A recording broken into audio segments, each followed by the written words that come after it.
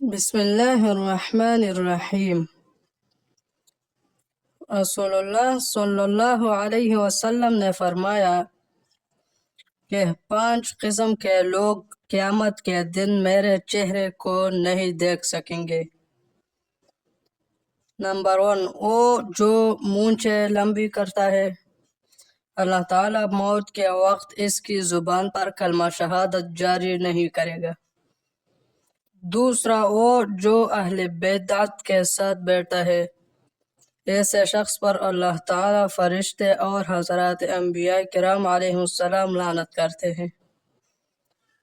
تیسرا، وہ جو ماں باپ کا نافرمان ہو، ایسا شخص جنت کی خوشبو بھی نہیں سونگھ سکے گا۔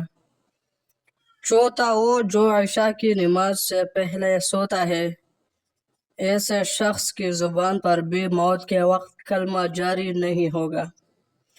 اور پانچواں، وہ آدمی ہے جو اپنے مال سے زکوٰۃ ادا نہیں کرتا، اللہ تعالیٰ قیامت تک اس سے عذاب قبر کو ہلکا نہیں کرے گا۔